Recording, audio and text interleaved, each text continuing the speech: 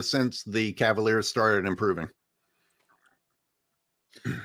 Yeah, what's your thoughts on this, AOH, altogether, on this trade? Where the NBA is so goofy that you don't know what to think.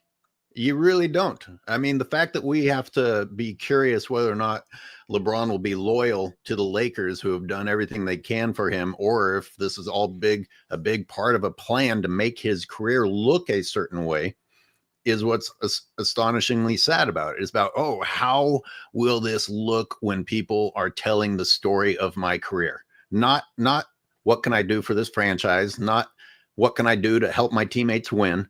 Not the integrity of the game, not maybe I should retire, I'm hurting people.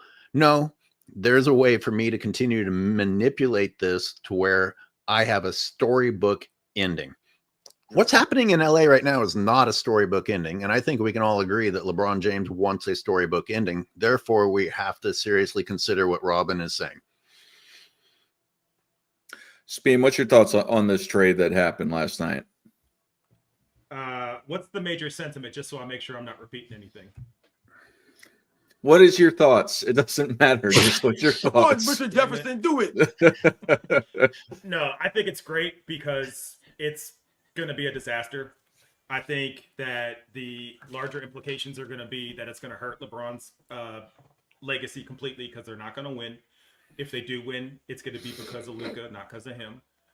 If they lose, everybody wins as far as I'm concerned. But I like the fact that I'm going to see at least 20 to 30 minutes of game breaks while they're complaining at the refs. I'm going to love the fact that they're going to have 70 free throws a game, maybe 80. I think, I don't know, it's going to crash and burn. I hope AD balls out. I hope he averages 40 and 20, and I hope he starts like letting these little secrets leak about the inner workings of the Lakers. And I brought this up on AOH's show too, real quick. It's going to be interesting to see what this does for the race relations of the league and their big anti-European stance, because now you're going to have arguably the best offensive player in the league who's also European, while you have, Gilbert Arenas and guys of that ilk talking about how Europeans don't need to be in the league anymore. So it's going to be a really interesting kind of clash of ideals. And Dart, I have some good news for you. If you think you can ever pull yourself away from how Richard Jefferson brings it when you call on him, 93Z can replace him anytime you want.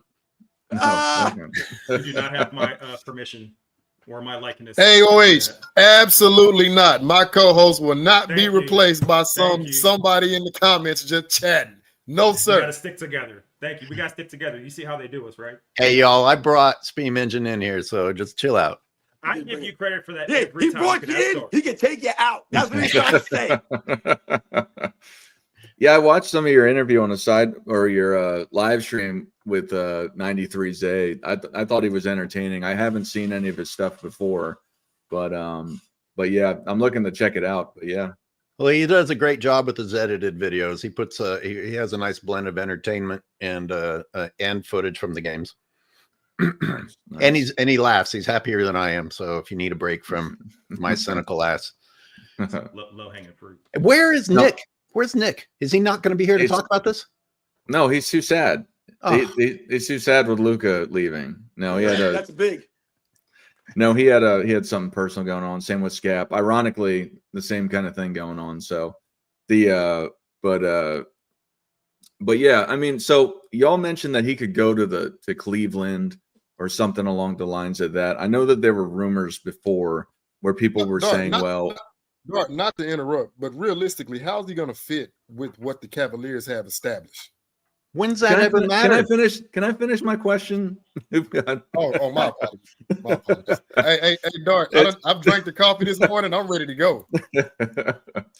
So outside of the Cavs, I mean, what other team? There were rumors about him going to the Warriors sometime with that Olympic bromance that he had with Steph Curry. Right. I mean, what other teams, I had said that I don't think it's going to happen, but a lot of you think so. What other teams are places that he would actually waive his no trade clause to go to? New York. New York? Sure. You think he wants to play with Cat? Oh, he'll have the franchise move in and out whatever pieces he wants to, as usual. So Cat doesn't have to be there. It's just about whether or not he wants to sell New York Nick LeBron James jerseys. Mhm. I mean, this whole thing is very weird, man, to me, because like I said, like if LeBron James, I mean, I don't know, because LeBron James not that long ago said that he could play 5 or 6 more years at a high level. At a high level. This man's been playing at a high level in a long damn time. I don't know what the hell he's watching out there, but he ain't been playing at a high level in a minute, man. Is he Once talking again, about zero offense? impact. Is he talking about offense? Because he ain't played at a high level on defense since 2013. Word. Well, Hoop God, you're talking about the Cavs and how he would fit on the Cavs. I mean, do you want to expand on that? And then, just with the question otherwise of what other teams you think he would go to if he does. So Don, let's look at LeBron's style of play, number one. If LeBron had a third of Larry Bird's approach to the game, I'd be like, you know what? I think he'd be a great addition to the Cavaliers because, he wouldn't upset the rhythm. He wouldn't upset the chemistry. He would just seamlessly fit in like a Kevin Durant per se. I think he'd be perfect with the Cavaliers. But LeBron is the total opposite. He's the 180. If he goes to the Cavaliers now, Donovan Mitchell's production goes down. Darius Garland goes down. Evan Mobley doesn't have that green light to just, light it up like he does. Now, think about this, for example. Think about this, guys. LeBron does not fit well with rim protection. Hear me out. When they had Ben Wallace, what was his job? To clog the paint, rim protect, right? Ben Wallace could only play sparingly minutes in that 09 matchup against the Orlando Magic because LeBron has to have a clear lane, right? He cannot thrive with a big man who camps out in the middle of the paint because he has to have a driving lane. So now you have Kareem Jarrett. Are you going to just like render him null and void now? His minutes gets cut down because if LeBron doesn't have a clear lane, he can't freight train to the goal and then make those ridiculous passes out of motion that are going to get picked off in the playoffs. So to me, it's like he will just destroy that entire team and make it about him when they already have a perfect flow. They have chemistry, they have continuity, they have team cohesion, things that he does not bring to that team. Now, you're asking me what team do I see he could possibly be a benefit to? Possibly the Utah Jazz. I mean, they don't have anybody over there that's noteworthy, but he's not going to go there. Well, I mean, a team that this he whole would, romance, not that he would go to, that he would waive his no trade clause. Yeah. Like I said earlier, he would go to the Golden State Warriors on the surface, but that's not going to work out because now you're going to have a Steph Curry who he dominates without the ball. But what are you? So Draymond, you love LeBron so much. If he comes to your team, he's going to take your role. Like, I'm sorry, Draymond, you're going to have to come off the bench because you can't have two inefficient shooters out there, two guys who are not a threat to shoot the ball. Not only that, but Draymond, are you going to go out there and spot up in the corner so LeBron can have a free lane to drive? I mean, I just don't see how that's going to fit on paper. Yeah, it may look nice, but if we're going to actually map that out, and then you got to think, Draymond and Curry, they have chemistry. They have cohesion and continuity. That they have that quarterback wide receiver type of relationship. LeBron does not have that chemistry with Curry. So now, LeBron, are you going to be able to pick and choose your shots and get Curry the ball when he needs it? But we know you got to get your stats. I mean, I know he's going to go to Golden State. That would be one that he'll be willing to go to. But Steve Kerr, like, if you think Draymond is giving you frustration, oh my goodness, you better go get some Excedrin. You better go get some Midol. You better go get some illegal, I would say, narcotics, because that's going to be a headache times 5. He would possibly try to explore the Phoenix Suns, but I know for a fact that Rob Pelinka is going to want Kevin Durant back. Like, there's no way he's going to let those two play together. I don't see him going to the Knicks. I just don't. Jalen Brunson, Josh Hart, Mikal Bridges, even if you take Karl Anthony Towns, I mean, LeBron can't match his production. And again, he needs the ball. So I don't see it, but I think he would possibly try to go there. But I don't know. It's thin out there for him. So I'm just sitting back eating my popcorn. Let's see how this plays out. Real quick. Is anybody talking about how this team is going to be refed? Because everyone thinks the refs are on the Lakers side now. That's one top two complainer. Now they're getting the other top complainer. So, you can kind of justify the free throw differential because you had AD in the paint. And yeah, he's in the paint sometimes and he gets fouled. You can't justify a free throw differential this season. Not now. Because what's Jackson Hayes going to go 13 for 19 from the free throw line? No, he's not. So it's going to be really interesting to see what they do with that just in the press, because so many of LeBron's points come from free throws and so many of their buckets come from free throws. And I don't know, Luka, like I said, he's a freshman year Ben Roethlisberger. He ain't running up and down that court. But again, the Lakers aren't done. They're going to get a big man. They're not done. Yeah, Crazy as that what sounds. you guys mentioned is you guys were talking about, with LeBron James and, the players that he plays with, what they always have to make the adjustments.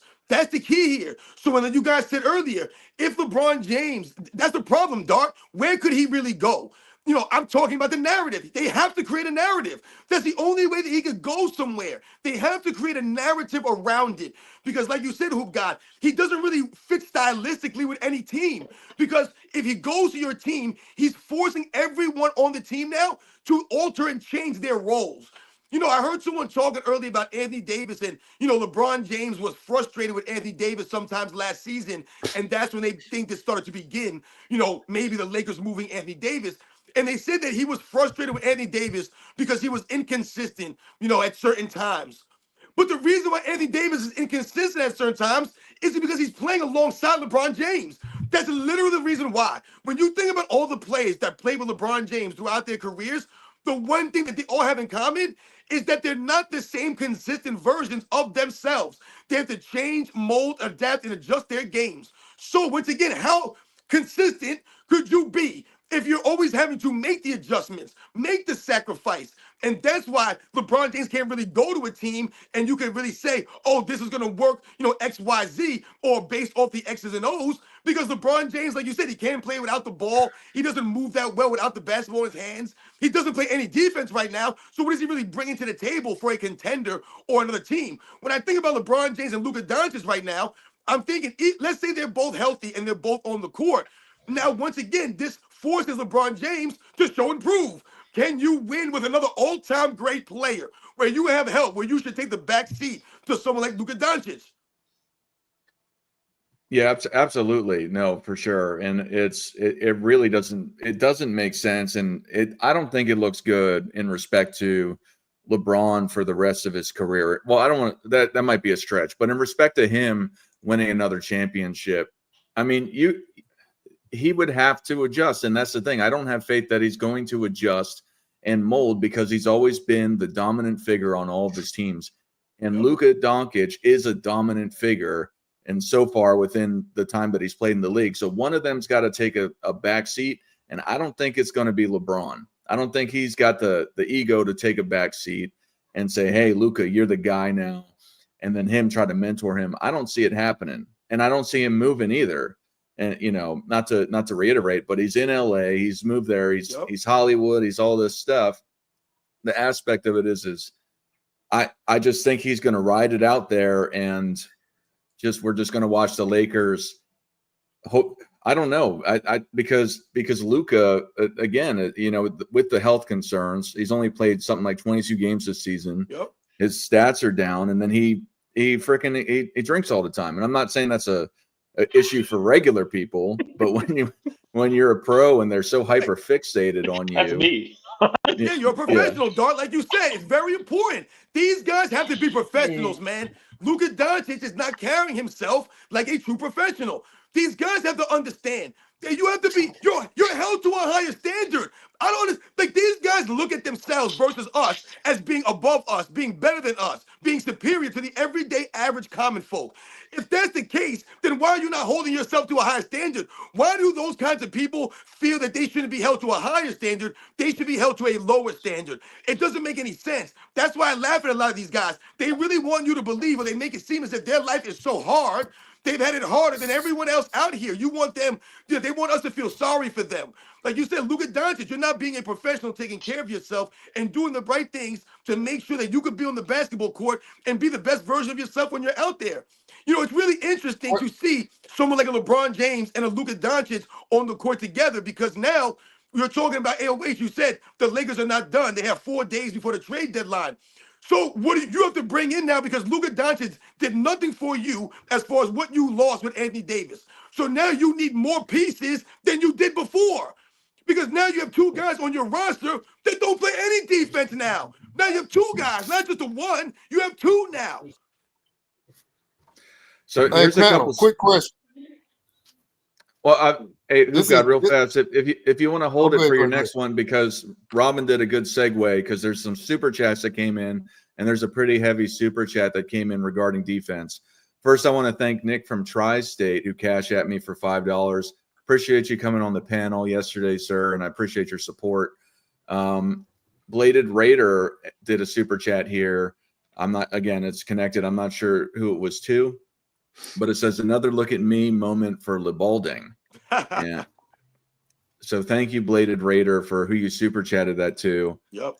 But here's the question I was talking, or the super chat that I was talking to, a $20 super chat. I'm not sure who it was to, but I think we as a panel can just discuss it since it was mentioned.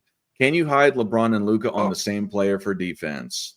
Hoop God, you seem like you were on the tip of your tongue with something. What about this? Yeah.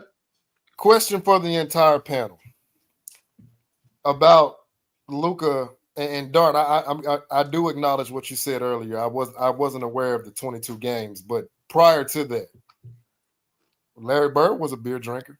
Didn't really affect him too much. But as far as how do you hide them, that's why I don't believe this is going to be a long-term situation. Rob Pelinka is playing the ultimate chess level with LeBron. He made a king, like he didn't go to the bishop, he didn't go to the rook. He went to the king and said, we're going to remove your bishop, knight, whichever you want to call him, Anthony Davis, to force your hand. We are going to build around Luka Doncic for the future.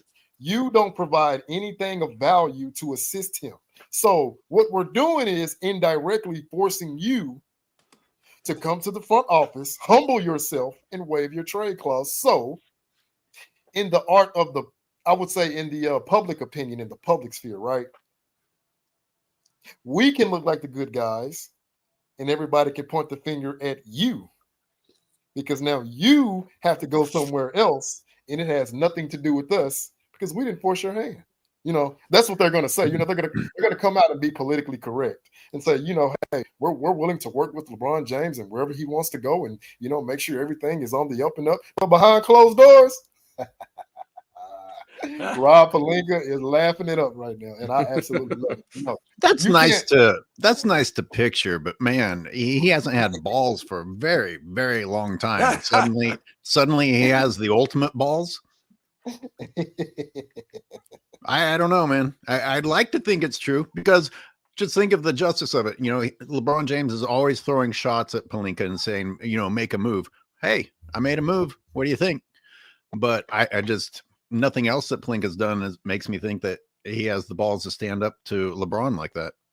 Do you all remember back January 22nd, an article came out? I'm gonna read this for y'all. LeBron James and Anthony Davis are growing concerned about the Lakers' ability to make a significant roster upgrades with their 2 tradable first rounders. Both have made it clear they want the front office, i.e. Rob Pelinka, who put the Lakers in championship contention since they believe the team is potentially a piece or 2 away. Yeah, I got to say, I don't believe this is something I don't know if we talked about on this show, but LeBron had said he had no idea that this trade was coming. I do not believe that for a second. Nobody does, except for LeBron people. Yeah, we touched on that on AOH's live stream. Yeah. And I told you, that's all about creating the narrative, Dart. They're trying to create that narrative that LeBron James had nothing to do with this. He didn't know about it. So once again, now LeBron James can play the victim here. Oh, man, LeBron James is upset. He doesn't understand why they got rid of Anthony Davis. You know why they got rid of Anthony Davis, LeBron James? Of course you do. You own your own agency. We're supposed to believe you don't know what's going on behind the scenes, man? Come on, man. Watch these Luka Lakers jerseys. Watch that jersey skyrocket to number one.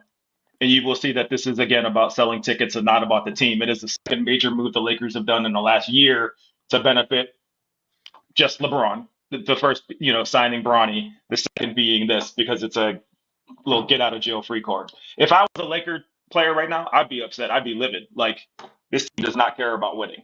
Why get rid of our one defensive staple? Now every play is going to be a 3-on-5 fast break because you're going to have two guys pissing and moaning at the refs or falling down on each other. You know what I mean? So it addresses nothing.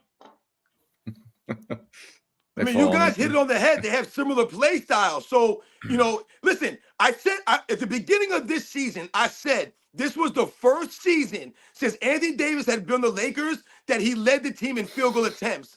He was shooting about 18 shots a game. LeBron James was shooting 16 shots a game. But then all of a sudden, after the first month of the season, when Anthony Davis was MVP level and he was getting all this love, and everybody was like, damn, Anthony Davis looks amazing, and ESPN started looking stupid, and Kennedy J. Smith started looking stupid, what did we start noticing? LeBron James started to take more shots and take away from Anthony Davis. So now, so much so, before this trade, they were both taking 18 shots a game now, on average.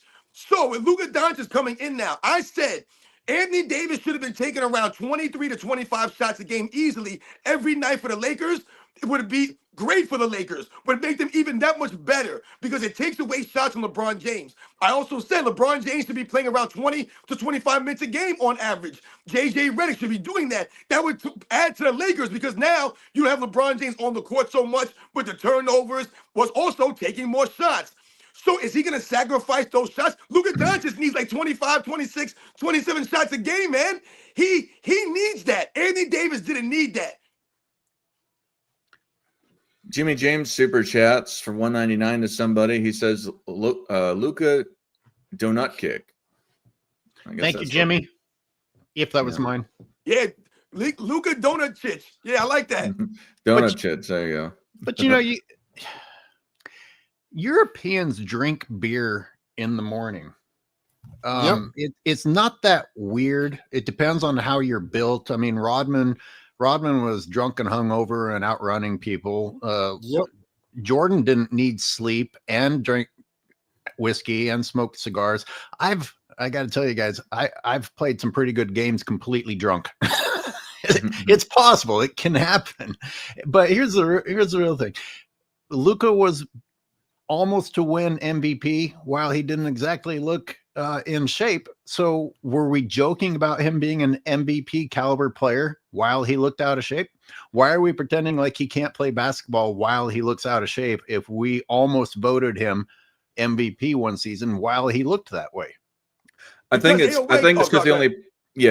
because particularly with this season, he's only played half the season or less than half the season with the 22 games. So it's not just the alcohol, it's just the conditioning in general. And it seems like he just gets injured and injured. I haven't watched him under a microscope, but reading some of these articles, the aspects of it is that they're worried about his health, i.e. the drinking, and then his conditioning, meaning the weight associated with it and him staying off the court. That's a great point, except that this applies to how many stars in the NBA?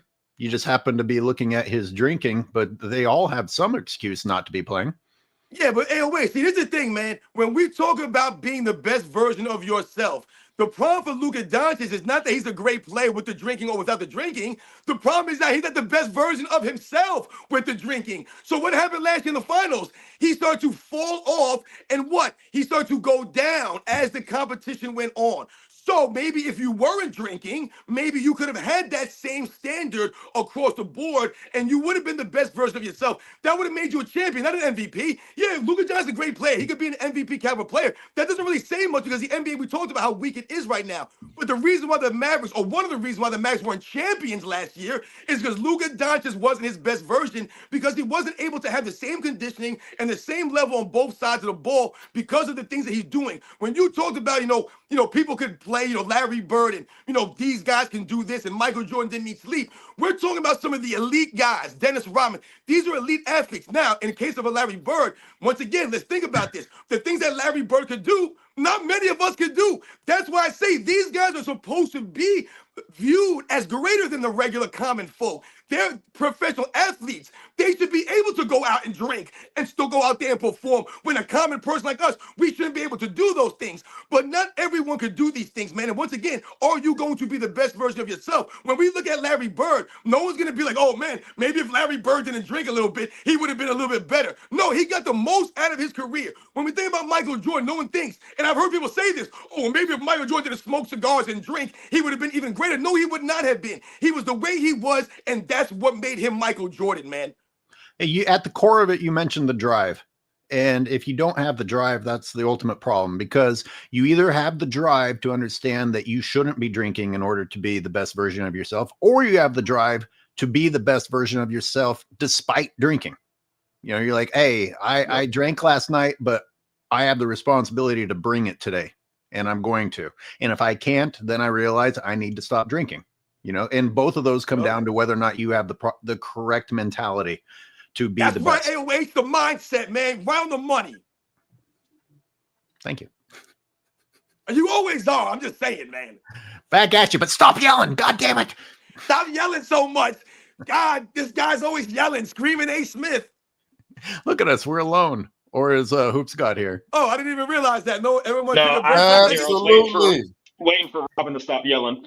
Absolutely, I'm here. No, AOH hit it. He hit the nail on the head. Yes, it's a mentality. Once you change your way of thinking, a lot of the problems just fix themselves. Yes, you have to have that drive to know at 5:00 p.m. I'm getting up at 5 in the morning. Like you guys just mentioned, Dennis Rodman, Michael Jordan. But let's go to Kobe Bryant. He shifted the whole mentality of that 08 team, because before that, they were at a bronze level. That was their ceiling, a freaking bronze medal. He gets there, no coincidence, they're of the top tier gold level team. It starts in the mind. And when you have guys that are not driven mentally, don't get me wrong, talented, yes, but your physical talent it's only 10%. The other 90, it comes from the mind. How are you wired is ultimately going to tell us how you're going to perform in those moments. And we got to remember, what you put in your body isn't limited to whether or not you're drinking alcohol. You got people like Anthony Edwards eating junk food, and these guys, because of their egos or whatever, need to go to a fancy restaurant every night. Who's monitoring what they're ordering off of those menus?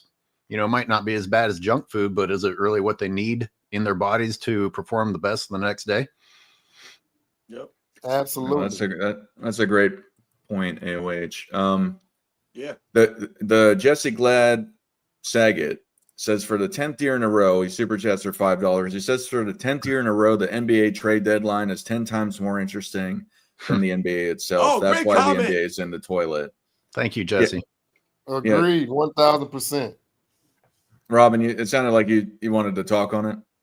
No, I think that's a great comment. I was reading it before you read it off, Don. I was looking at it on the screen, and I thought, man, it's so crazy how you that an NBA fan, people, we think about these kinds of things, and you look at the trade deadline as being where all the excitement is. Oh my God, this is the most exciting part of the NBA. It's really sad that this is what happens every single year, man, because every single year, like I said, these guys ain't loyal. Someone's getting moved here, someone's getting moved there. The grass is always green on the other side, for a lot of these guys, man. I just thought it was a great comment by Jesse Gladstagger. Thank you.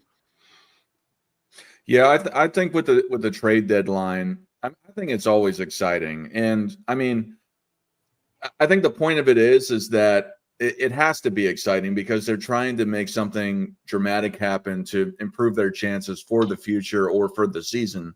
So but in respect to how they're selling the NBA, yeah, it sucks that this is really the thing that, at least for me, this is the most exciting thing that's happened in the regular season so far. I mean, right. I can't think of anything else that was greater. other than just some, personal player fandom. I saw some, highlights of Wemby or something like that. But outside of that, this is think about the headlines. Like you just said, the trade deadline's always been exciting, but has it been more exciting than the NBA season itself? What have we been dealing with all season? Things like Jimmy Butler saga, the Joel Embiid saga, all these nonsensical Zion Williamson saga. So yeah, it's crazy. Yeah. Anyone else want to comment on this, or? Well, it just seems like every gimmick ends in disappointment.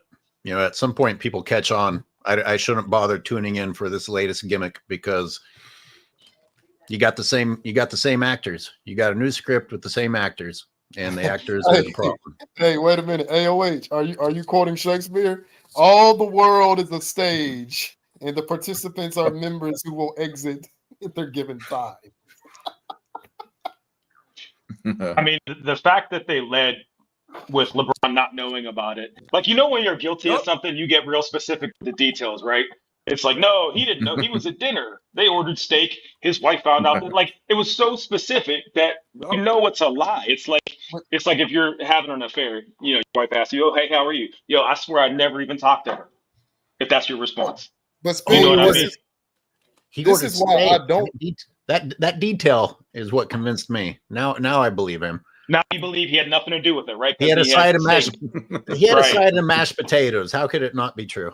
This is why I don't think he was in on it. The reason why, we know Anthony Davis is his crutch. Why would he be okay with his crutch being shipped out? Because he's delusional. He actually would probably believe that Anthony Davis isn't as helpful as he is. He's that delusional. I mean, they keep giving LeBron the MVPs. How about LeBron claiming that for the last 2 seasons, saying that AD will be the face of the league or the team, and then LeBron doesn't hand it over. No, he meant the Mavericks. He meant the Mavericks. Anyways, you're confused.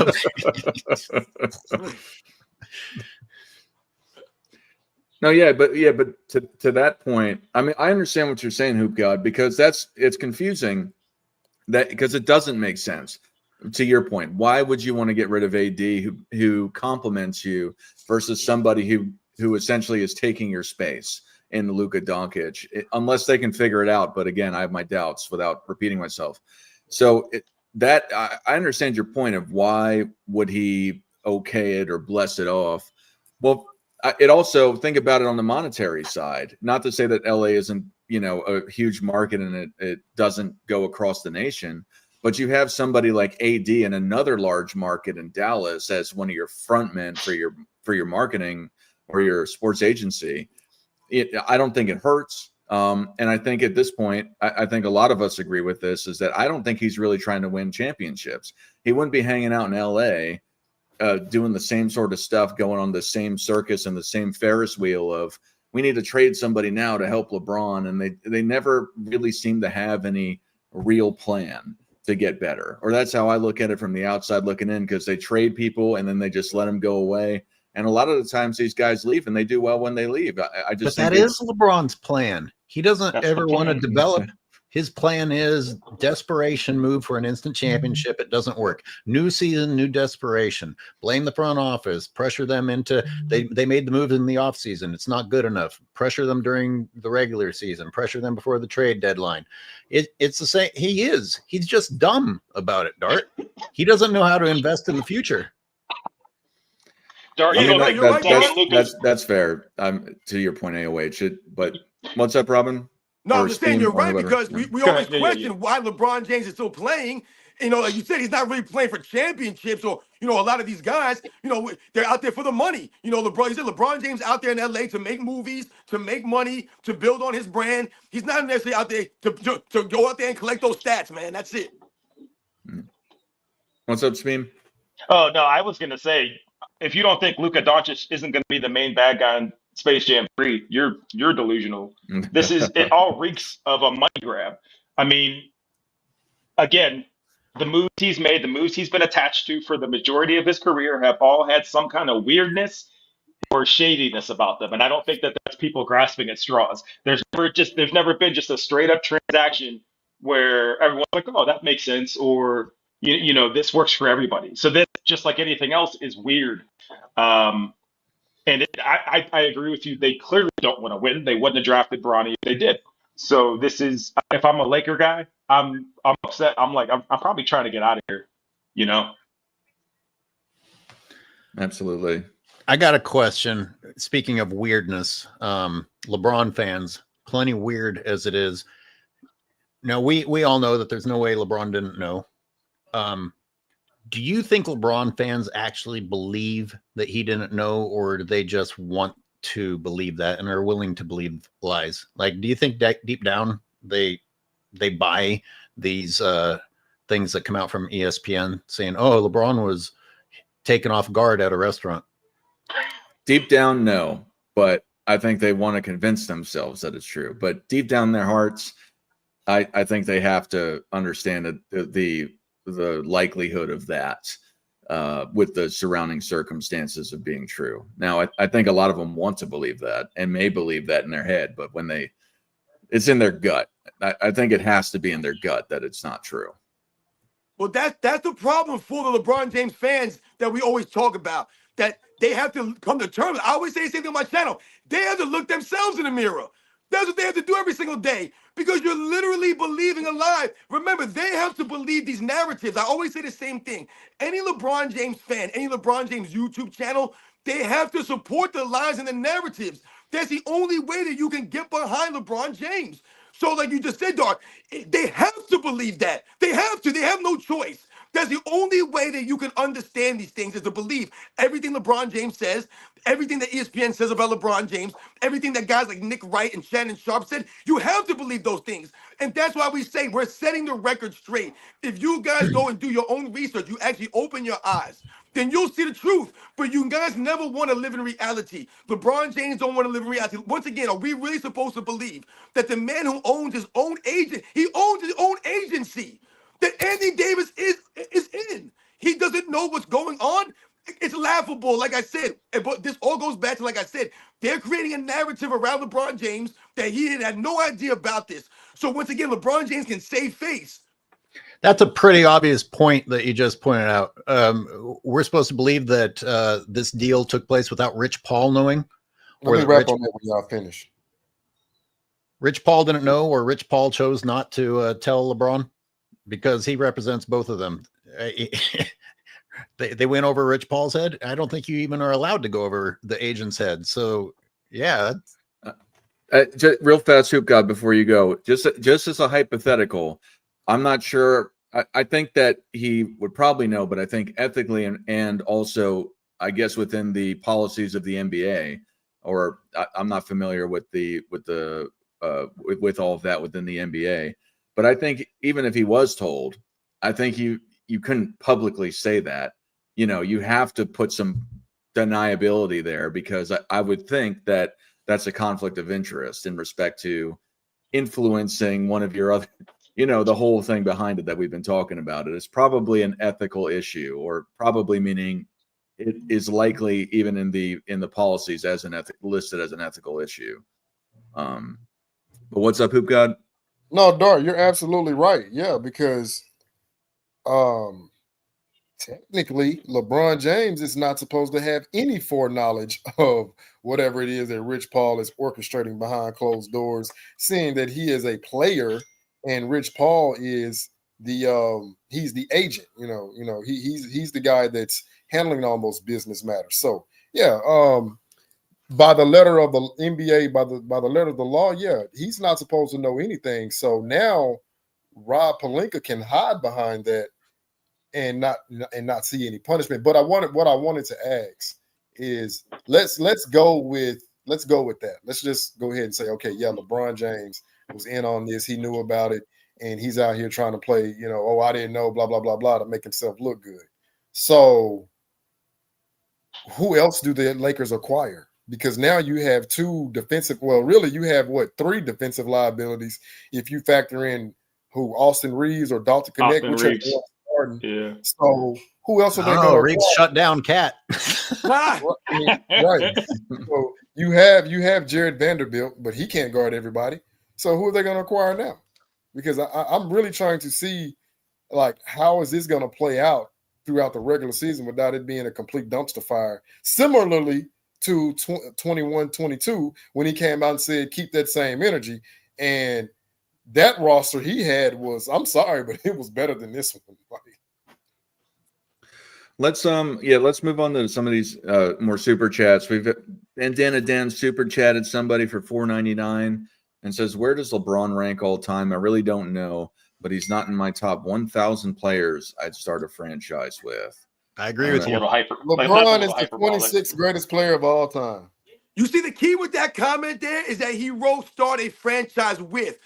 Not in the top 1,000 all time where I would rank them, I wouldn't start a franchise with. That's very important. And that's really true because if you started your franchise with LeBron James, you wouldn't know if he's going to be there in a couple of years. You don't know how many coaches he's going to get fired, how many trades you're going to have to make for LeBron James. So why would you want to start your franchise with a guy who's probably not even going to be there? I agree. I don't know if I wouldn't put it at 1,000, but in respect to what you're saying, Robin, I think his greatness as a player is different than who I'd want to start a franchise with. It'd definitely be lower on the franchise level. Yep. How do you justify keeping Bronny these next 3 seasons? How do you go out to a press conference and say this is why he's still here? Steve. Let me quote JJ Redick. You know, Bronny earned this. Okay, we don't want people to think nepotism had a part. Like Bronny James literally earned it, even though Quincy Olivier is 5 times better than him. Like he earned this. You know, Dalton Nix is 4 times better than him. But no, Bronny earned this, guys. Relax, okay? Give the kid some praise. It's laughable. Basketball is a joke. It's professional wrestling. I'm so thankful Steph and LeBron didn't connect and team up because Steph probably wasn't with all this stuff, and Luka is because I don't think he's really about winning either. So they'll crash and burn. I'm looking forward to it. Rise Above Anything for $1.99 says LeBron has played with the whole darn NBA. It seems that way. Yeah. Yo, earlier I said on AOH Live, we were talking earlier, I said, if you go and you look at the rosters for LeBron James teams all these years, I said you're going to see numbers like 24, 25, 26 players, 22, 23 players on the roster. That shows you how much the teams are always fluctuating and rotating the guys on the team to accommodate LeBron James, man. It's ridiculous. Guys, go ahead and look. It's crazy. No, that's true. When I try to do my videos comparing how much help one player has had compared to LeBron, you have to look at the roster at a different time of year because you may not get the full story. Yep. Doesn't that make Steph that much more impressive, though, since the two are always brought up in the same sentence because LeBron can't be great by himself? Like the fact that Steph stayed with one team, he had KD, all right, cool, and he had Clay, but he's not shipping out 25, 26 players. He's not playing with that many top 75 players, and he's won just as much as LeBron in this era. So, that's one more just kind of knock against this whole GOAT thing. You've had players winning in your era, quote unquote, with less help. And that's a fact now, officially. No, you run the money, Steve. I think that's why Steph Curry is viewed. I think the perception of Steph Curry has changed over the last several seasons, especially after he won that championship in 2022. That really changed the view, the Steph Curry versus LeBron James thing. Because like you said, Speem, Steph Curry didn't leave and join Kevin Durant. Kevin Durant came and joined him. So Steph Curry essentially played the role of Dwayne Wade, and LeBron James played the role of Kevin Durant. They went to go play with another player to show them the way. Steph Curry was already a champion. Let's not forget that. That wasn't his first championship with Kevin Durant. He had already been a championship before, and he won after. Can anyone tell what Kevin Durant has done since he left Steph Curry? He's done literally nothing. Absolutely nothing. Here's a different one for you. Real quick, let me clarify on that real quick. I'm not saying Steph is in the GOAT conversation. What I'm saying is the fact that he's even mentioned in the same conversation during LeBron's prime tells you everything you need to know about the GOAT case. Right, exactly. Wait. But if the media, if they can concoct a narrative for LeBron to be in a GOAT convo with significantly less accomplishments, how come we can't do the same for Steph Curry? What's LeBron done with draftees? What's he Traded ever done? Okay, Traded exactly. Has he ever won with draftees? Traded them. Okay, see, AOH. I'm sick of the overhype about the Warriors. AOH. They were draftees. That's like calling Jordan's teams, super teams too. They were draftees and they came together. AOH, It's think just about not this. the same. LeBron traded Andrew Wiggins, and Steph Curry made him an all-star and won a title with him. Just Right. think about that. Yo, good point. Who got? Think about that. He traded Andrew Wiggins. Steph Curry took this man, built him up, made him an all-star, and won a title with him. LeBron tried to end Westbrook's career. Jokic And revived look what it. Jokic is doing. Jokic Yup. has rejuvenized Russell Westbrook. I keep Yo, You telling guys think people, about it. You guys don't LeBron strive for James greatness. That's teammates your be problem. getting death threats playing with him. Death threats. Well, You guys don't strive for greatness. You don't know what it's like to win. Sorry. and that's the problem is LeBron's got to have all this shine, it seems, and he's got to be ball dominant. Not to say that Andrew Wiggins was as ball dominant as Russell Westbrook, but it just seems that all of this gravity in respect to whether it be just him for his team or just in general, there's all this gravity around LeBron James that he doesn't know how to control. It seems like he just lets it come to him, and he tries to do it. And I'm not saying he's one of the greatest of all time. But the point of it is that, you know, in contrast to these other guys, how does he just jack it up when other guys seemingly, guys that are his peers in respect to greatness in the league right now, how are they able to do it? But he can't. But he has the same idea as them in respect to how they can be implemented, but he's just unable to do it. Now, there's more to it with coaching and other players surrounding it, but it just drives me crazy when people say, well, LeBron lifts his teammates and makes them better, when you observe it, especially within the last, in recent history, it does not seem to be true, or it's not what my eyes tell me. Yeah. Yo, Don, if you think about what Michael Jordan said in The Last Dance, and this is really the best way that I could describe Michael Jordan versus LeBron James for a lot of people out there, and the leadership style in these men. Michael Jordan said, if you ask any one of my teammates, they'll tell you that Michael Jordan never asked me to do something that he wouldn't do. When I think about LeBron James, he's a do as I say, not as I do kind of guy. You're never going to get things done at that level. That's a big difference between his leadership and a lot of the great players in the history of the game. They were out there leading by example. So when we think about LeBron James, you remember a couple of years ago, LeBron James said in the post-game press conference for his teammates to go out there and do their jobs. He told them to go out there and do their jobs. So you're saying that, but you're not doing that, LeBron James. You're not playing defense out there. You're not doing your job. So once again, he'll say that, but he won't do it. You gotta walk the walk, not talk the talk. And Michael Jordan always led by example. He did what he told his teammates to do. I got a two-part real quick, because sports and fitness, what you said, that is the epitome of leadership. Even if, we take it to military, I think Dark can relate. Of course, you can relate. I can. And so can Speem and AOH, because as an NCO, as a team leader, I would never ask my subordinates to do something that I wouldn't willingly do myself. But I want to quote Machiavelli. All right. I want to quote Machiavelli. Is it better to be feared, healthy fear, or to be loved? Right. When you establish that healthy fear, it's because your subordinates know, if this man is not willing to take a shortcut, how can I do it? Because if he's going to go 110%, I have to match him. Because now if he sees that I'm slacking, he can chastise me. Hoop God, I No think matter- there's another word for that. It's called respect. Exactly. And that's the point I'm getting at, because I feel like a healthy dose of fear is what you just said. It's respect, because the leader has established it, right? I'm not going to go out here and tell you to do something. I'm not going to say, hey, meet me at the gym at 5:00 and I come in at 5:15. What type of precedent are you going to establish? No, when I say meet me at the gym at 5:00, I'm going to be there at 4:45, because they have to see it. And if you see it over a period of time, now what is it? It's a ripple effect. Now you got one guy coming. Now you got 5 guys. Before you know it, the whole team is there. What does that do?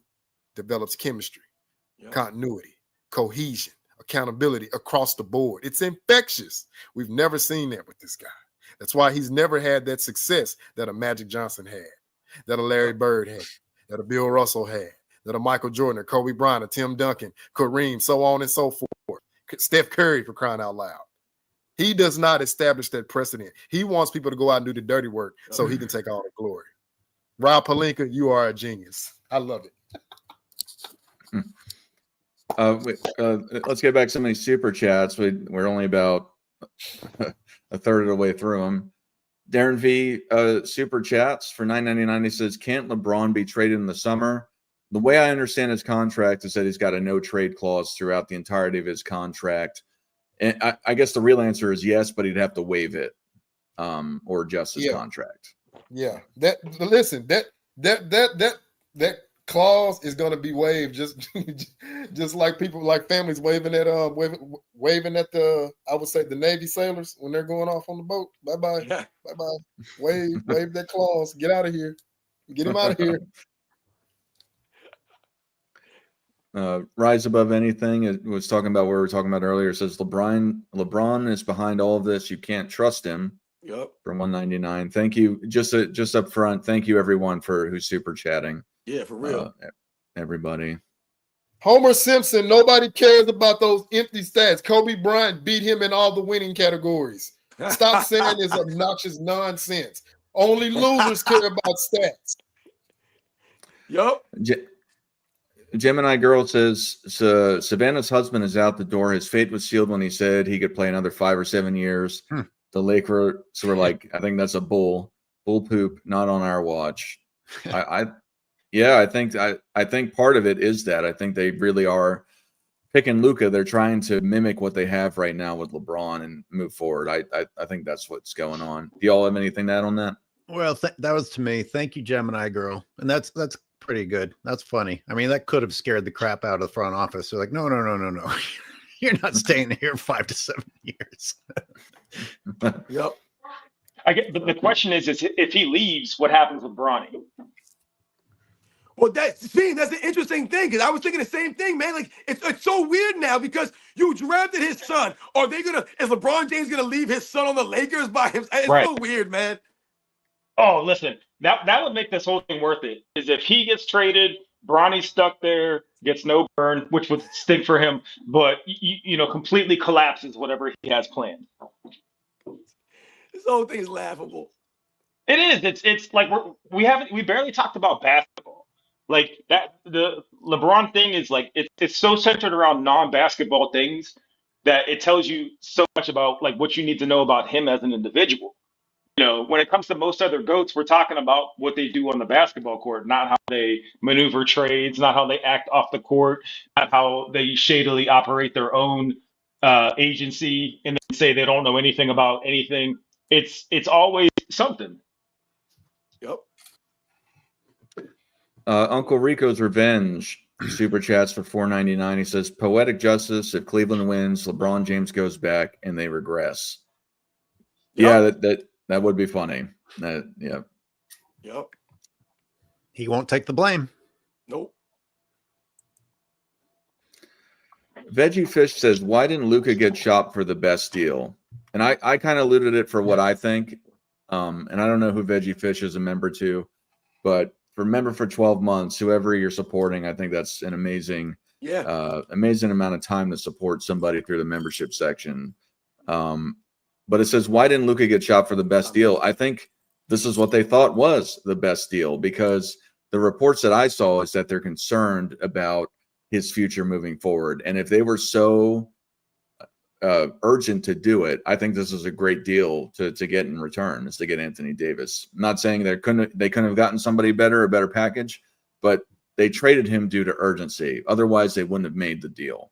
Or that's how I look at it, because people act on what they think is going to be best for them or through danger and fear and all of that. So I think it's the best they thought they could get. And I think in respect to that, it was a pretty good deal. I'm pretty sure that was for me. I want to thank you, Veggie Fish, and thank you for being a long-time member. Yep. Hey, I gotta get ready for this funeral, man. This was a good episode, guys. I'm gonna tap in and watch the rest when I come back. The Lakers funeral? All right, who God be good, man.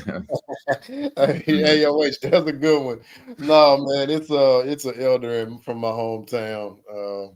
Just gotta go pay my respects. But yeah, I'll be waiting on the Lakers funeral. Matter of fact, we can have an impromptu. AOH, make sure you get the Undertaker's theme song for that The what? Get the Undertaker's theme song for that one. Okay. Rest in peace. Hey, y'all have a good afternoon, guys. Yeah, you too, man. You too, Hoop God. Yep. Cash super chats for $4.99. It says AOH, congrats on getting Ryan Russillo, Richard Jefferson, and Baron Davis on the stream. I tell you, man. I don't know who Ryan Russillo is. Yeah, someone's got to put a stop to that. Is Ryan Russillo white? Because that would be, I guess that would have to be me. I don't know who I'm that is. assuming I'm Baron Davis. You know what's funny? What's funny about that is for the longest time, if I turn your camera off, Robin, you and Fat Joe sound like the same person. Oh And my God. No, but that's a compliment because Fat Joe's he has a good voice. I'm just saying, like every New Yorker sounds like has Yo, that but you know what's thing. funny? I always see people, labeling me in the chat like I sound like DMX or I sound like this guy. I look like Drake. I look like Swiss Beats. They're always worried about my looks and my voice. Can you guys just listen to what I'm saying, man? I'm not here to meet people like that. You guys are so concerned about my looks sometimes. It's crazy, man. It's because you're relevant, man. It's because you're making a difference. I'm not But seeing. yeah, I would love to see me and DMX have a conversation. Rest in peace to DMX. I'm not seeing the Baron Davis. I've I never don't been see called it Baron either. Davis. That's a new one for me. But like I said, it's all good, man. Play lean back right now. Close your eyes. And I'm telling you, you will see sports and fitness rapping. I can't. I don't see that either, but No. yeah. That's fine. Like I don't. I can't even see color, guys, because I'm colorblind. I was going to get myself in trouble last night putting up my clips about the Laker fans because I was like, there's a goofy looking fuck in the stands, and Yo, there's I saw another. that. I saw that. and Anyways, I was and then thinking all of a the same sudden thing, I was man. like, You tiptoeing the line. I know. All of a sudden I was like, oh shit, I've called out 3 Asians. You That gotta was not watch the out for goal. the woke culture, man.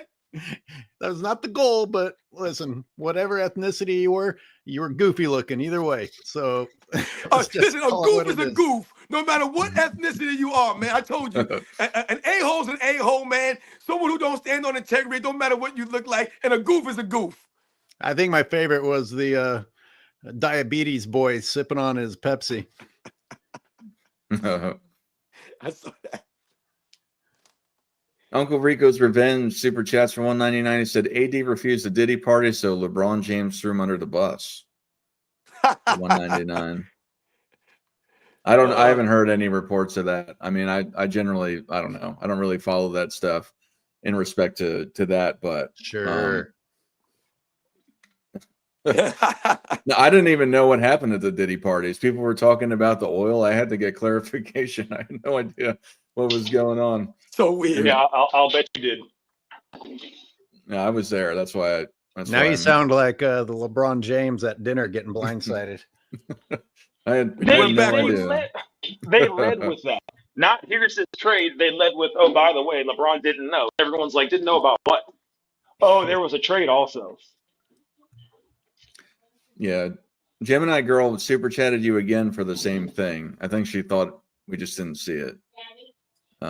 But you got 2 for the same question. So you got $10 from Gemini Girl. Thank you. Yeah, Dart will get around to you eventually. Yeah. Doctor super chats for $5 says LA doesn't even make good movies. This is a post-pandemic era. LeBron lost the plot a long time ago. But you know what the similarity is? These movies that are so terrible today still keep setting records because there's just so many people going to this garbage. I mean, the movies are jokes like the NBA's jokes, and yet the revenue is there. Yeah. Well, there's inflation too. It should be ticket purchases versus money. That's a better metric of seeing how many people went. But and then there's inflation of people. But anyway, what's up, Robin? No, I was saying that LA doesn't make good movies comment. It's funny because, we talk about LA and the narratives. Everything's a narrative. It's not necessarily a movie now. Everything's a narrative now. And that's how they sell everything. So there's really no substance. Like I said, back in the day, they marketed everything off of the substance, what these guys actually were doing. You know what I'm saying? That's how you marketed the game. Remember, the NBA was fantastic. Remember, we love this game. They had all these marketing schemes but it was based off of the guys. Now everything is a narrative. They're telling you that these guys are so great, but when you turn on the game, you're like, wait, what? They're not even there. They're not even playing. They tell you these guys are bigger, stronger, faster, but then you turn on the game and then you see guys like Luka Doncic and Nikola Jokic dominating the game, and you're like, these guys don't seem bigger or stronger or more athletic, so to speak, than the guys that I grew up watching, man. It's all about the narratives and how they're doing these things, man. We talk about LeBron James and he lost the plot a long time ago, man. That's absolutely correct. Yeah, I think that. Yeah, I mean, I don't think so. I like the Netflix movies, but I don't know if they're made in LA. But I mean, you know, it's funny. You just mentioned earlier about you guys just said something about ESPN and how they. I think Speem said it. How the first thing that these guys said was, "Oh, LeBron James didn't know about the trade." You know what I found very interesting also, and I talked about this before with AOH, is that when I turned on the TV, the first thing that I saw when I turned on the TV to ESPN today was Ramona Shelburne talking about how this move was just as shocking and similar to the Kobe Bryant Lakers getting Pau Gasol. And I was like, what the hell are we talking about here? And I said they're trying to create a narrative about this move being similar to the Kobe Bryant Lakers getting Pau Gasol. Pau Gasol is nowhere on the level of Luka Doncic at this point in time in their careers. And I said, how can they try to make this narrative and try to say that these are similar scenarios? And I said, what would have been similar and, being as, maybe, surprising people would have been the move of Chris Paul going to the Lakers when they were talking about maybe Chris Paul going to the Lakers and, and the NBA stopped that move from happening. To me, if that move would have happened, that would have been a move that you could have said, hey, this is similar to the Lakers getting Luka Doncic. Yep, absolutely. MacMan says the Lakers are forcing LeBron out of town. I don't think they are. I don't think they are. I think they're just trying to set up for the future. I think we talked about this a little bit, but Isn't forcing LeBron out of town arguably setting up for the future? Right. Well, fair point. No, but shout out to Mac, man, for coming through. Like I said, we talked about, like, we know there's 4 more days left. There's a lot that can happen. Like AOH said, they're not done. We know they're not done because the Lakers right now, as constructed on paper, they're not going to win a damn thing with this team. So they definitely need to make a couple of more moves. We were talking about who the hell are they going to get? Who are they going to get is the question. So, like Mac Man said, it's going to be interesting. Is LeBron James on his way out? Is that why they're doing this? Like I said, are they already said who? We don't even know. LeBron James already have an exit strategy already set up. Yeah. Dallas super chats for $4.99. He says, I think they're going to trade Luka in a year. He has 2 years left and LeBron is retiring or going to another team because he has a year left. I mean, I can see it happening, but I think that they would do that if Luka just falls off the train. But I think they're trying to give him a chance, and I think they think that they're getting a good deal and to replace LeBron. Luka, although he's not nearly at the star power as LeBron, they play similarly. He'll be in LA, and I think they think that they can sell him. But if he really just starts partying, which I think is a move that they didn't really consider living in LA, party city of the United States, I don't know if he's going to fit there, let alone on the court. I think that he really might fall off the train for location. So yeah, maybe. What do y'all think about that? Do you think that Luka's going to party his way out of the NBA? I heard him and thank you, Dallas, for the super chat. I heard him being interviewed by Dan Patrick probably last year, and he'd already calculated that he couldn't, despite his high scoring, that he wouldn't be able to pass LeBron James. Like he wasn't planning on playing for that long. He wants to go have a farm and stuff. But the fact that he's already calculated that kind of tells you where his mind is. So maybe he's like, hey, people said I was amazing. I made a lot of money. Maybe I should. Everyone else in the league continues to get paid for not playing. Why don't I party my way out? I'm going to keep making a lot of money. Might as well party my way out in LA. You know what's crazy, Airways, what you just said, man? It's really crazy, once again, the mindset of these guys and how they think. They'll say things like, oh, I don't plan on playing that long because I want to do other things in my life. And they act like playing till 35, 36, 37, 38 years old is going to inhibit you from doing other things, quote unquote, other things in your life, when the rest of us have to work till we're 62, 65 years old to collect Social Security or get your pension and all these kinds of things, man. You got to work for a very long time, man. You got to put the work in to reap the rewards of that work that you did put in. So for these guys to try to sell this idea to the fans out there, oh, I don't want to play the game that long, or, I made so much money already, I'm good. Once again, that speaks to them not having that love of the game. These guys don't really care about basketball like that. I say a lot of times on my channel, a lot of these guys are only playing basketball because they're tall. If they weren't 6'9" or 6'7" or almost 7 feet tall or over 7 feet tall, a lot of these guys would not be playing basketball. It's almost as if they were forced to play basketball because they're, like I said, otherworldly tall. Like I said, how often do you walk out in your life and you see someone 7 feet tall? Or you see someone 6'9" or 6'10"? You don't see these kinds of people that often. These guys are blessed genetically, man. So let's stop acting as if, or these guys try to make it seem as if, oh, I don't want to play that long because I got other things I want to do in my life. I want to do X, Y, Z. You guys are professional athletes. You're getting all this money. You should go out there and give it your all. Jacob Genesis super chats for $4.99. He says Luka's getting paid in burgers, Bud Light, and a Creed playlist. You're about to witness magic. Luka magic, I guess. We're kind of talking about that. I don't like, and it's not to say that he can't play great. And we're talking about Larry Bird, and AOH was talking about drinking and being able to play good. It's just the continued effect on your body, and it doesn't seem like either his genetics can handle processing all the bad stuff he puts in his body, or he just doesn't work hard enough to keep it off. Because even in The Last Dance, you hear about Dennis Rodman hitting the Stairmaster for an hour after a game, so you can counteract some of this stuff through exercise. Not that that's the only, that's not the right answer, but it's a way to counteract it. But I mean, he is pudgy, man. Like, I said earlier, I think I'm sorry, I'm going to cut you off, Dark. No, you're good. You're good. I'm done. Oh, yeah. No, I think that the only reason why people have been highlighting Luka's, his physical, inabilities or his lack of being in shape is, like I mentioned earlier, that really seemed to be the issue for Luka Doncic down the stretch in the finals last year.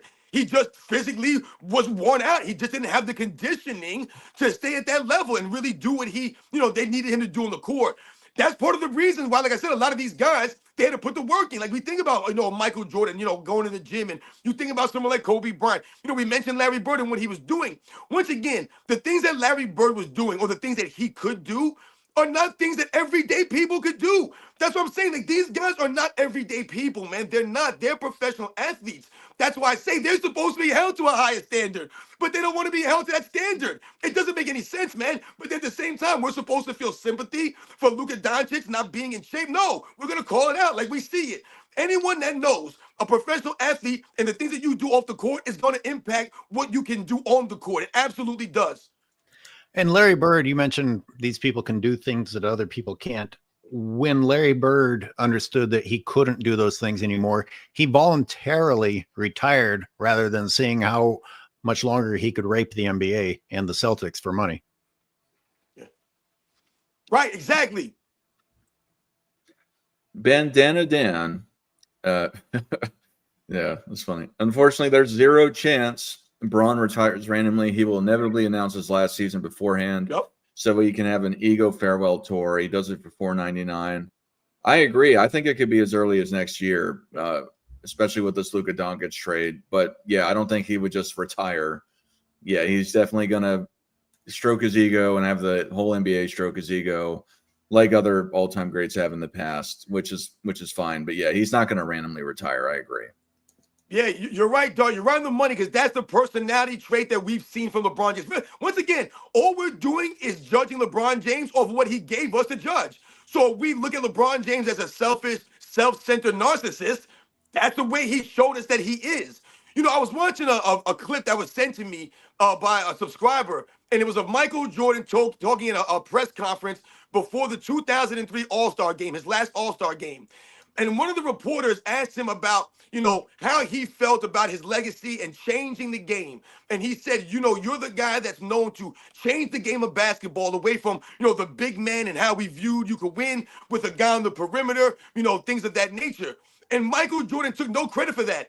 You know, he mentioned guys like Larry Bird and Magic Johnson and, you know, Dr. J and some of these other guys that, you know, showed or laid the foundation for someone like him to come along and be viewed. You know, he talked about some of these guys that could play multiple positions like Larry Bird and Magic Johnson that could do things at that level. So even, you know, at that point in time of Michael Jordan's career, like I said, this is in 2003, at the end already had 2 3-peats. Most people recognize him as the greatest player of all time.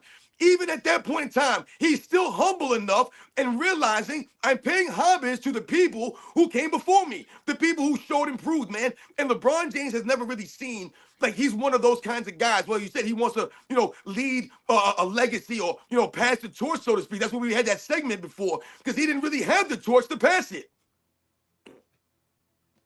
AOH, any comment? You're on it.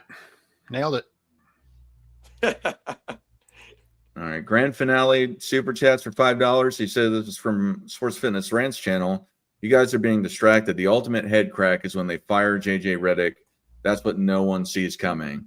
I mean, we all said that he's going to, you know, that he's going to be the scapegoat in one way or another. I don't think they're going to fire him this season, though. I think he's doing okay enough in respect to their record, unless it all falls apart, which it very well could be, which, you know, we've been talking about. I think he'll at least survive this season. Well, I mean, shout out to Grand Finale for coming through. Thank you very much. And, you know, you mentioned distraction, how we're distracted. And you're absolutely on the money, we're distracted. But we're not distracted with the wrong things. We're distracted with the other scenarios here. This whole situation is one big distraction, man.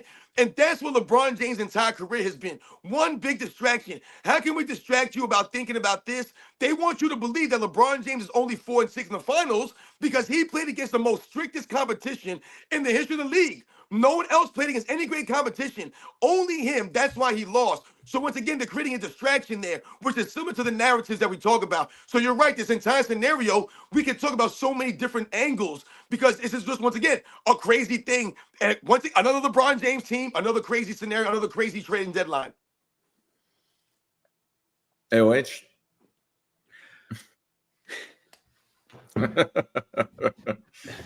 Next comment. Yeah. The Sandman Morrison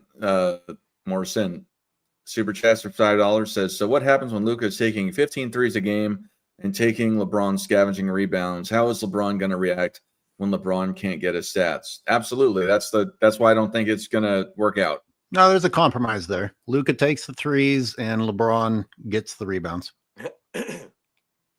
Yeah, it's going to be interesting, like you said. See, this goes back to the distraction we're talking about. There's so many things we can talk about because if we just talk about the X's and O's, which we haven't really talked about much, and we think we all said this trade makes sense for the Mavericks. Anthony Davis looks like he's going to, if he's on the court, he's going to be a great help for what the Dallas Mavericks want to do. And you know, if you think about the Dallas Mavericks, they got rid of Jalen Brunson and now Luka Doncic in the last, 4 seasons now? It's really crazy when you think about the talent that they've had in that team over the last several seasons that have, you know, come on and off the roster. Drama Therapy super chat for $4.99. He says this move shows the league moving away from LeBron. Next refs will stop letting him travel and call him on flops. Finally, we'll get the NBA back. I think it's starting. I think it's the setting conditions to move away from LeBron. I don't think they are moving away from LeBron right now. I think that him pairing, I think they're trying to set the next narrative, as we've been talking about, as Robin just mentioned, about passing the torch to Luka. I don't think that they're going to stop letting him travel. I think they're going to do that until he retires, per se, and same with the flops. But after that, you said finally we'll get the NBA back. I hope so, man. I'm not all the way convinced with that, but at least we'll be removed from the present discussion of LeBron in the NBA. So I hope we get it back. I mean, like you said, guys, what if the NBA doubles down on the on the Los Angeles Lakers with Luka Doncic and LeBron James? Let's say Luka Doncic comes back in a couple of weeks and the Lakers go on a playoff push here at the end of the season. And all of a sudden, like you said, they're getting all the fouls in their favor. Luka Doncic and LeBron James are allowed to cry and flop and moan all over the court and get no technical fouls. And all of a sudden, we're like, damn, the Dallas Mavericks are in the Western Conference Finals against the Oklahoma City Thunder, man. that's a I mean, excuse me, the Los Angeles, that's really scary thought to think about, man, because once again, you never know how it's going to go.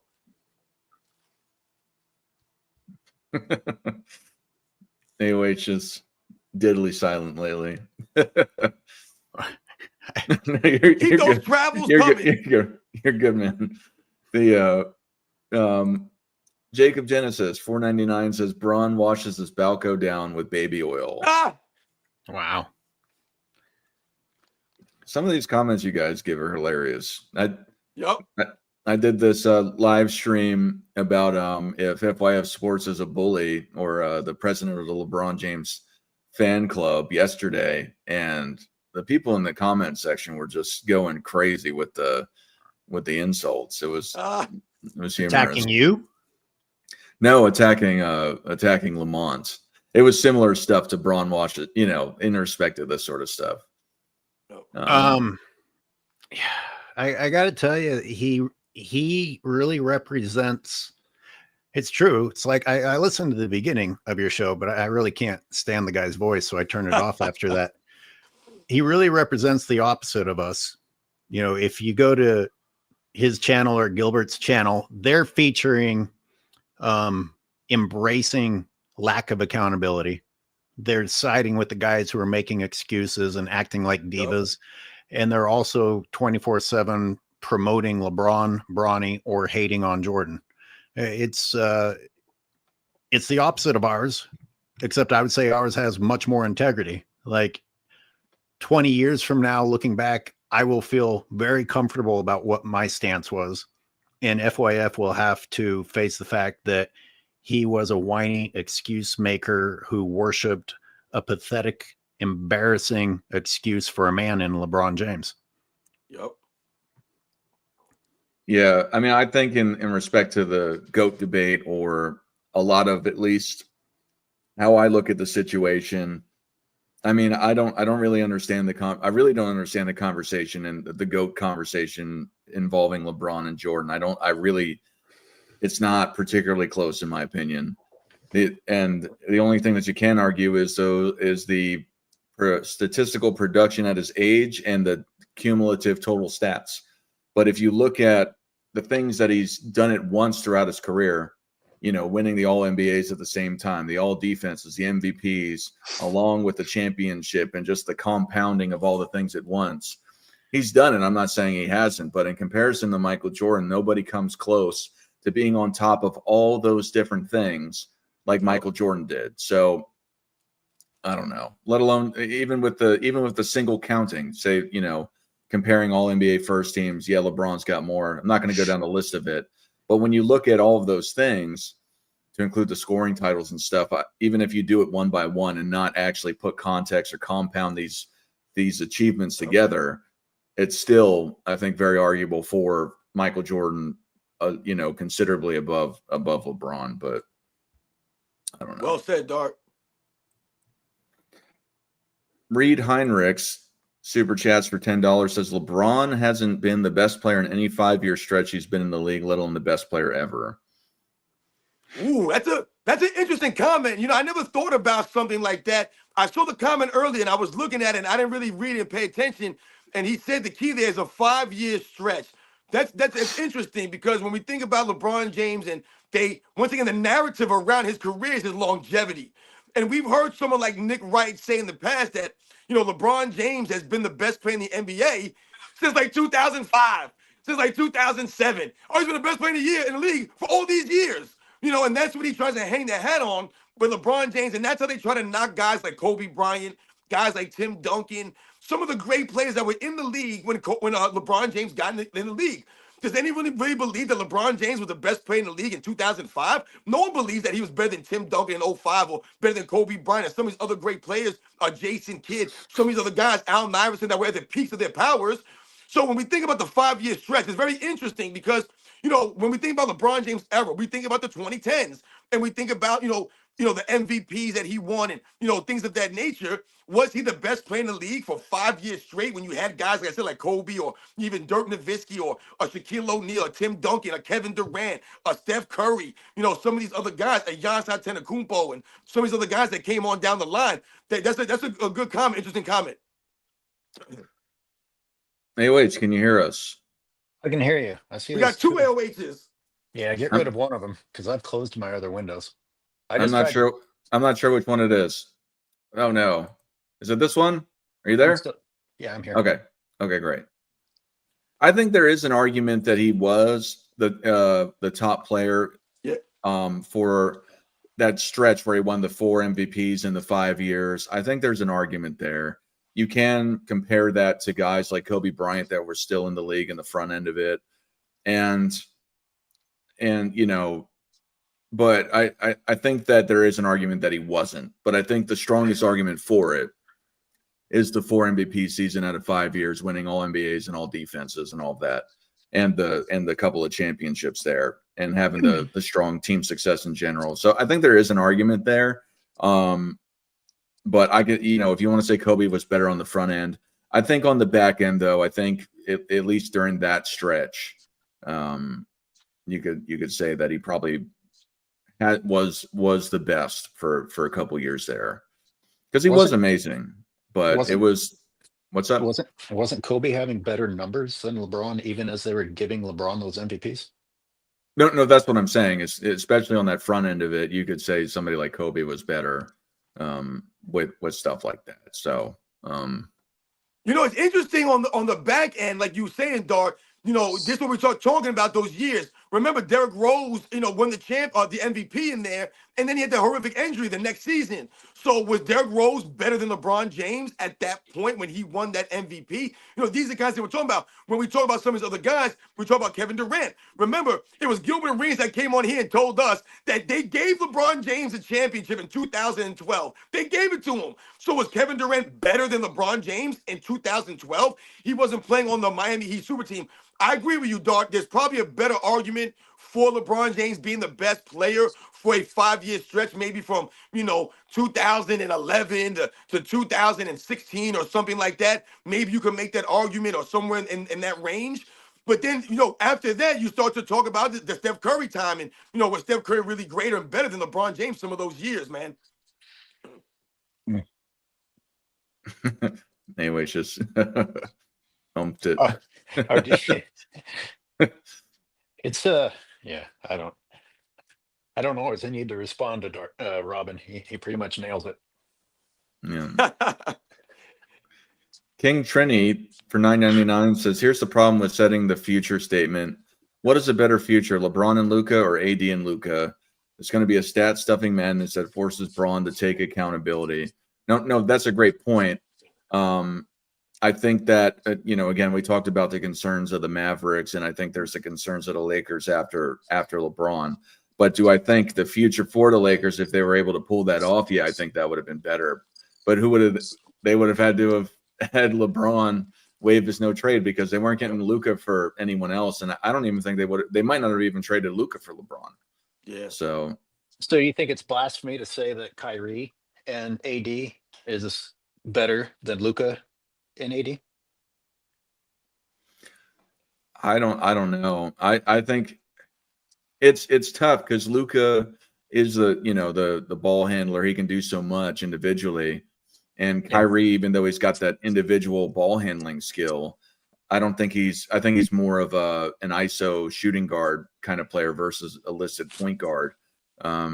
So I don't know, though. I don't think it's a bad team up, but I think Luka and AD would have been better. I don't think it's night and day in respect to how different it is. Yeah, I mean, I think with that combination, like you said, it's tough. It could go either way, because we have to, basically we have to qualify this by saying in a perfect world, because a lot of these guys are frail, man. We know Kyrie Irving, this guy never plays, man. He never plays. And he's a great player, but he's never on the court. The guy's not even barely sniffing 60 games a season, man. It's insane. So, if they're all healthy and everyone's playing their games, then I think you would maybe go with the Luka AD, only because of maybe the ages of a Luka Doncic, versus maybe a Kyrie Irving. But once again, to me, Kyrie Irving, the thing that I always liked about Kyrie Irving is that he always seemed like a guy at the end of the games. I believed in him. I believed in Kyrie Irving at the end of the game, man. If you needed a shot, if you needed someone to have a moment, not saying that Luka Doncic can't be that guy, but Kyrie Irving has been proven to be a guy like that. And also, to me, what Kyrie Irving tried to do last year was to be more effective on the defensive end. But in turn, it took away from some of his offensive production and what he could do on the offensive end.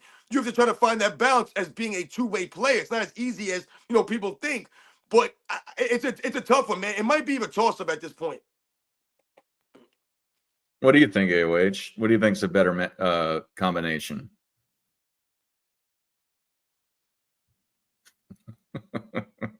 Sorry, I was muted that time. No, he had some good points. If you can't be on the floor, then how do we know? And indeed, like, how are we going to know how it's going to play out with Luka and LeBron? How do we know how it's going to play out with AD in Dallas? Because we no longer have any faith that these stars are even going to play. All these guys getting all this money. I'm afraid to ever even get excited about a matchup. Now, I don't know, man. I think that LeBron James benefited greatly from Kyrie's playmaking and ability to dish the ball off. So I think AD would benefit greatly from that. As far as playing more defense, yeah, I mean, Kyrie looked pretty smothered at the end of the playoffs last year, but he was also going against the bigger guys with a deeper roster than when he was facing Steph Curry and the Warriors. Nope. All right. Austin Savini, super chats for $10, says, why do players and coaches not go to the podium and spill the beans on all the cheating LeBron does via physical abuse, the off-arm shove, hands to players' heads, bulldozing? Their contracts are guaranteed. I think in ways they know it's just bad form in respect to how the NBA is going to respond to it. You don't attack the darling. You don't attack the face of the league, or at least one of the faces of the league, in public. It's just, you don't take shots even if at your boss, even though your boss sucks, in front of your, the CEO of the company. You just don't do that. It's kind of a false equivalency, but just in point, you're not gonna. I don't think it would go well if they just were really hard on him in public. But the messed up part of that is the darling of the league does those exact things. He doesn't carry himself with that sort of professionalism. He's happy to throw the front office under the bus or teammates under the bus. You know what's interesting about that comment? When we talk about, players and coaches complaining or not complaining, or why don't they call these guys out, or, say something, the bulldozing, all those things. If you remember, some of the coaches actually do call us out. You guys remember, Scab, it's a complete crap. It's a complete crap. That coach, he was calling out the Lakers. He was calling out the referees, and he was saying, how come these guys are getting these damn calls, man? It's ridiculous. So some coaches have said some things, maybe not the specifics, like LeBron James and the offensive fouls, but they've said some things. It's like you said, Dark, it's not really up to the players to say anything, but who is it up to call these things out? It's supposed to be up to the broadcast booth. It's supposed to be up to the analysts. They're supposed to be the ones calling this out. And who does it? Maybe Charles Barkley and some of those guys might call it out, but even guys like Ken and Jeff Smith, they won't give you the honest facts. But it's like we talked about the other day, AOH, we laughed at Reggie Miller during the broadcast say, oh, look at this great pass by LeBron James, when he was throwing a turnover. The pass was not even completed, and here he goes praising LeBron James. Instead of actually giving you the facts in the broadcast booth, these guys are not. So it should be up to those guys to call this nonsense out and say, yeah, man, when we watch these games, they're traveling all over the place and palming the ball. They don't do it, so we have to do it. Let me go back to your Darko example, because there's an answer at the end of it. Because the 2-minute review, or whatever that worthless crap is that the NBA does, after Darko called out a game that was absolutely absurdly unfair, they're like, we didn't find anything wrong with the officiating. So you basically have the NBA saying, yeah, go ahead and complain, we'll fine you, and it won't accomplish anything. Yup. Exactly, AOH. Where we lost Dart again? Where'd Dart go? He dipped out?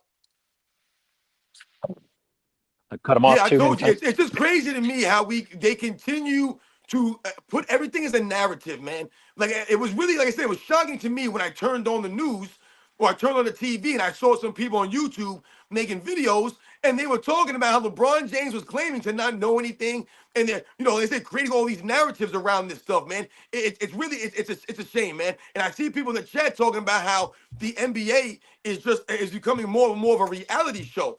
That's really all it comes down to. Like, you said something earlier. We were talking earlier, Dart, about how the trade deadline was always exciting. And it was always exciting because, you didn't know if your team was going to make a small move here and there. And, if a team was going to get that key role player. That's usually what it was. Maybe a team was missing like that key guy to come off the bench or to fill that role. And then you got him and you're like, oh, man, this is going to be crazy with this guy on the team now. But the season was always viewed as being greater overall. We didn't remember the trading deadline necessarily. Now all we do is remember, hey, this guy went to this team. This guy went to that team. This guy teamed up with this guy. It's crazy. Dental hospital medicine prescription, I guess, Right. is a new member to somebody's channel. Welcome, Dental Hospital That's awesome. Medicine. Awesome. Yeah, shout out to all Welcome. you guys in the chat, man. I see you guys out there. Everyone that's, like I said, been hitting us with the super thanks.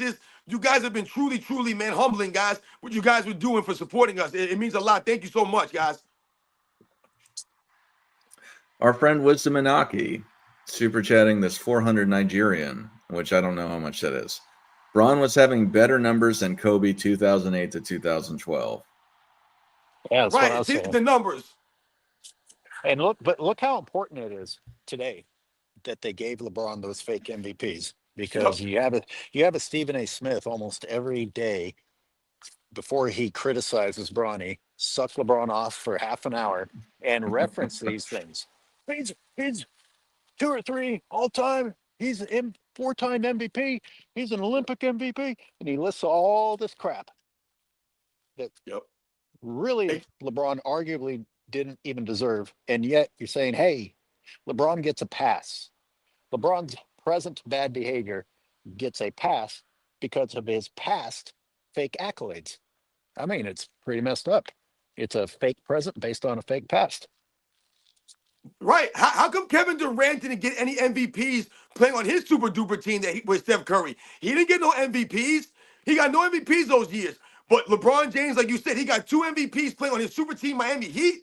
How did he get MVPs by that? When we talk about the numbers, this guy mentioned LeBron James put these numbers, had better numbers than Kobe Bryant. Once again, where's the impact? The impact.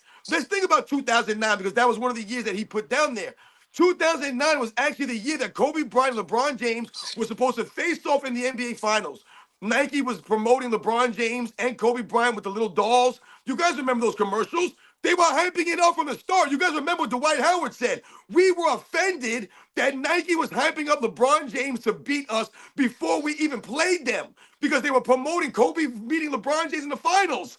So once again, Kobe Bryant got there, my man. So where were the numbers from LeBron James in 2009? He wasn't there in the finals. And the team that LeBron James lost to, Kobe Bryant beat in the finals. The impact that Kobe Bryant had. Once again, don't tell me about the numbers.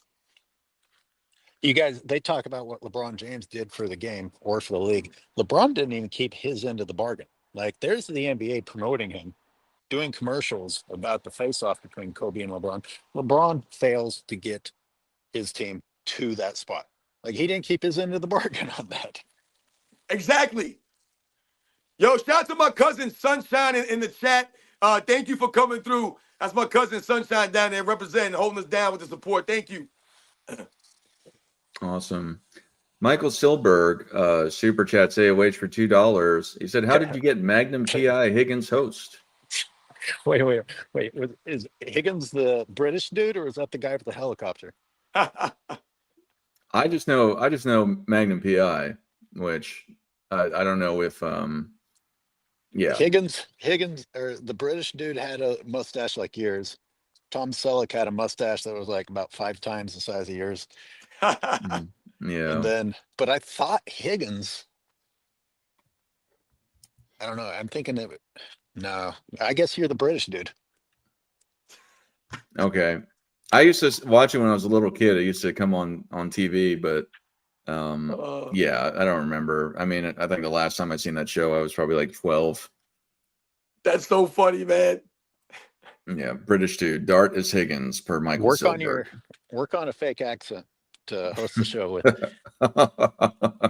That's good, man. That's good.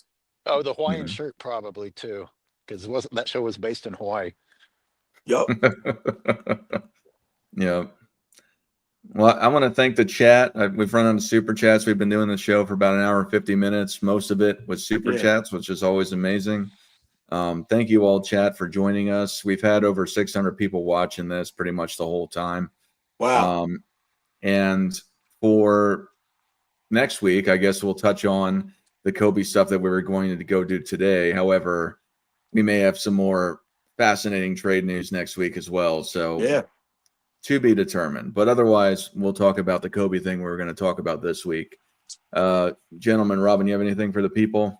Oh, yeah, absolutely. I want to thank everyone as usual, man. Once again, I want to thank you, Dart, for always doing this, man. Like I said, man, just being the guy, the coordinator, all this stuff, man. It really means a lot. Like I said, man, I've always liked, being on here with you, man, for all this time, man. This is great. Once again, the czar of the video footage, AOH, thank you once again for being here, man. Like I said, everyone in the chat, anyone who's donated to our channel, you're just everyone out there, man. I might try to do a live or a couple of lives this week, man. There were a couple of things that people were requesting me to talk about.